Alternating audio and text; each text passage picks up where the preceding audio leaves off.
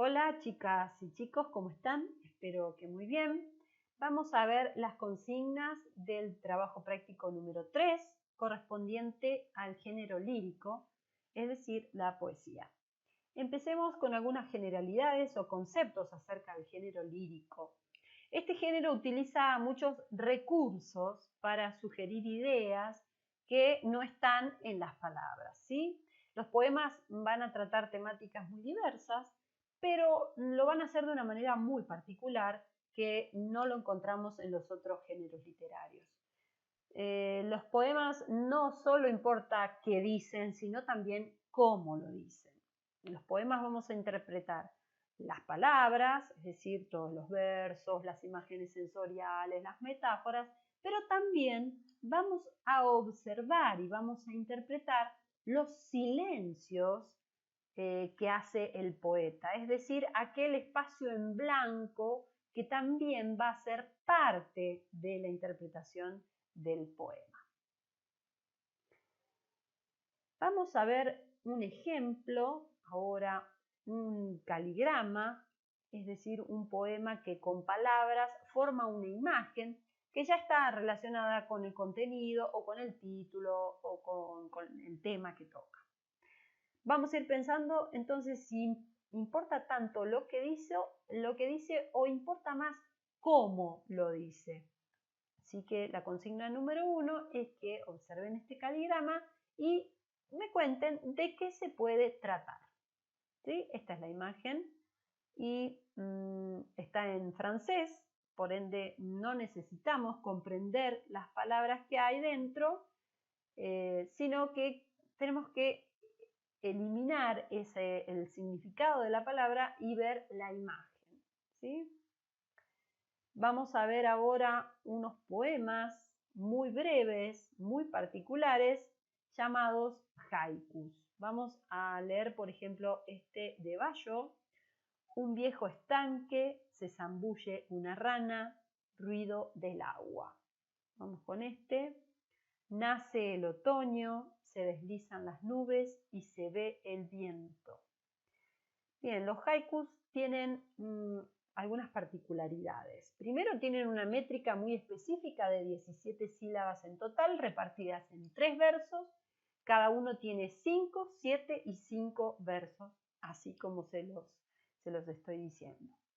Lo que va a importar en un haiku es la sencillez, la claridad con que se expresa, no va a haber recursos estrambóticos, siempre va a ir a la brevedad, y lo que nos da o nos sugiere más es justamente los silencios que tiene, esa condensación que tiene en palabras tan breve y el silencio que lo rodea, que está relacionado también con la filosofía Zen.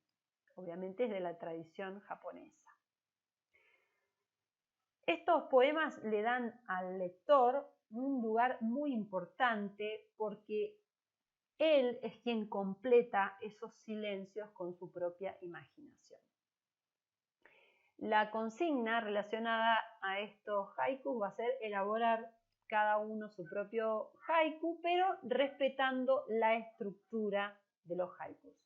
Los haikus, como les dije, tienen 17 sílabas en total, repartidas en 5, 7, 5. Ahí vamos a aprender cómo se separa en sílabas y tienen algunas particularidades. Por ejemplo, los versos que terminan en una palabra esdrújula restan una sílaba.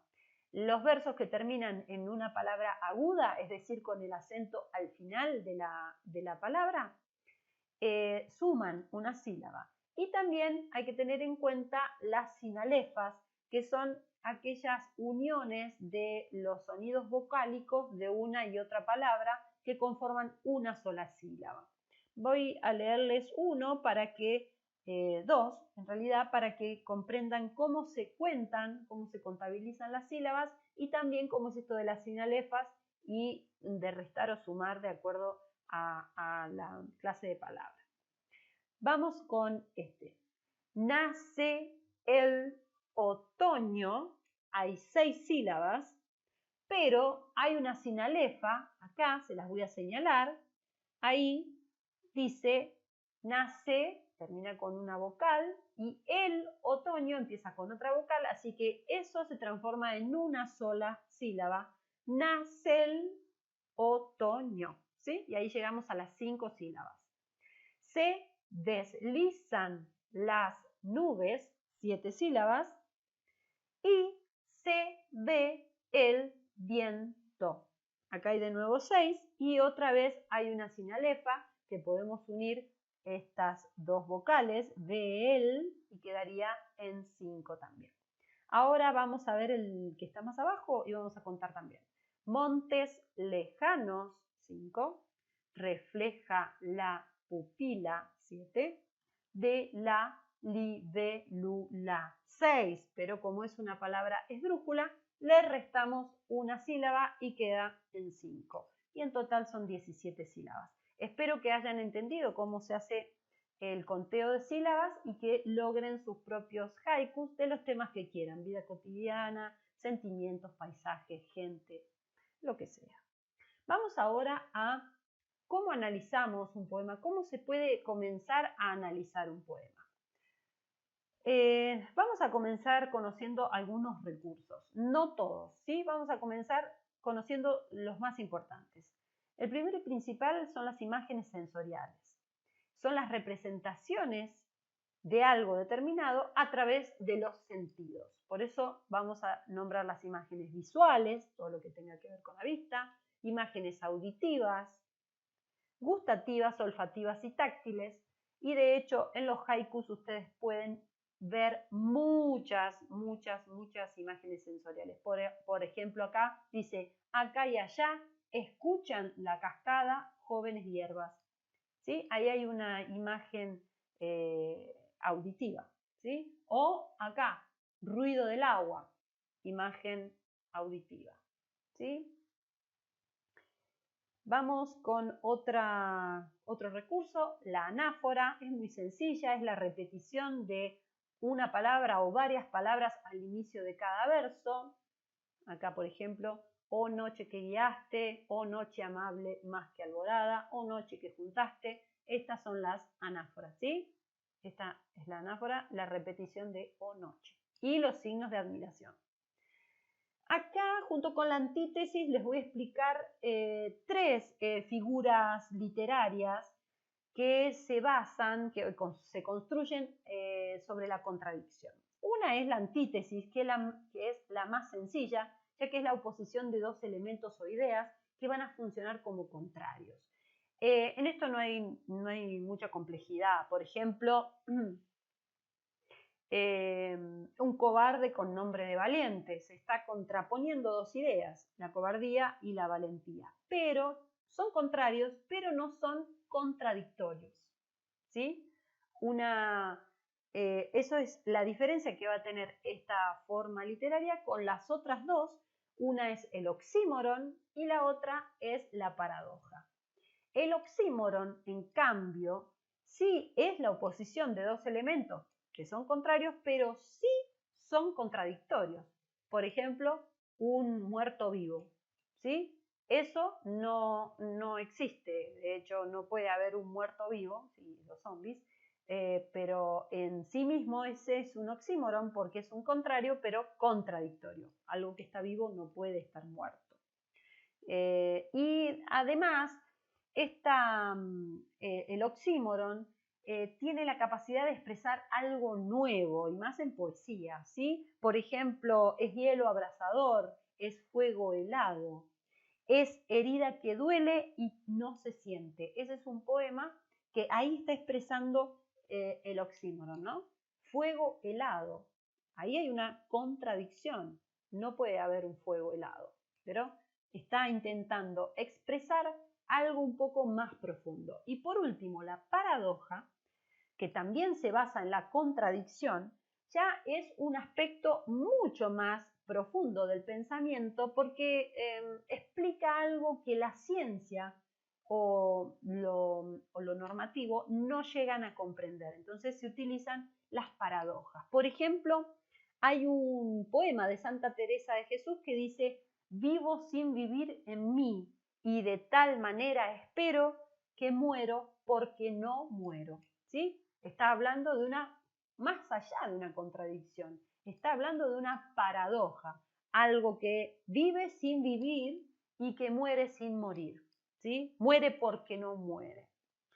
Esas son tres formas literarias que se basan en lo contrario y a veces contradictorio. Vamos a ver otro recurso que es la comparación, es uno de los más sencillos. ¿Por qué? Porque expresa la similitud entre una cosa y otra a través de la palabra como. Tan fuerte como, ¿sí? Unos cuerpos son como flores, otros son como puñales. Ese es el ejemplo que hay acá. Y la metáfora también es una especie de comparación, es una alusión a algo a través de otra palabra con el fin de evitar decir esa palabra. Implica un símil, como les decía recién, una comparación, pero no se le coloca el como. Por ejemplo, empieza el llanto de la guitarra. Usamos el llanto para referirnos al sonido o al rasguido de las cuerdas de una guitarra, ¿sí? Y por último, vamos a ver la personificación. Miren, chicos, que hay muchísimos otros recursos, pero nosotros vamos a quedarnos con estos que son sencillos. La personificación es atribuirle cualidades humanas o sentimientos humanos a cosas que no son humanas. Por ejemplo, en este caso dice, y a veces salir a juntar las estrellas que la noche loca tira por los charcos. La noche realiza una acción humana que es tirar algo.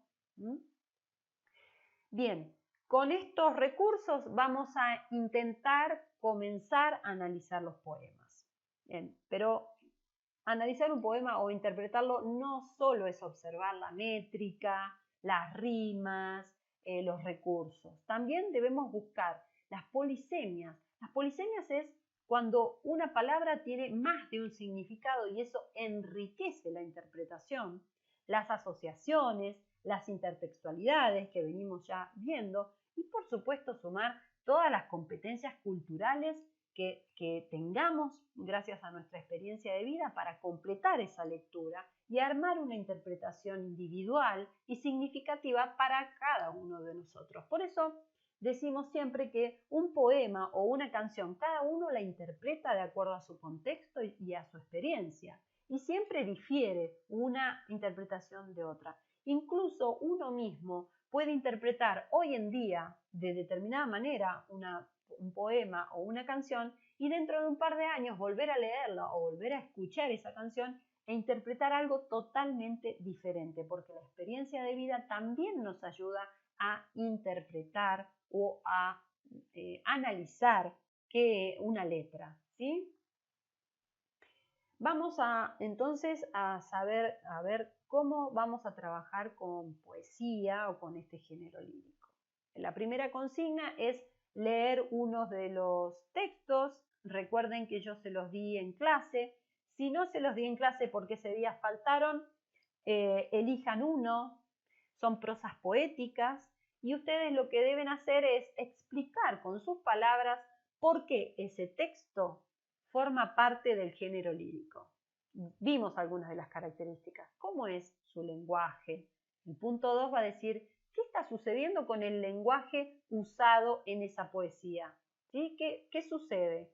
¿Es diferente?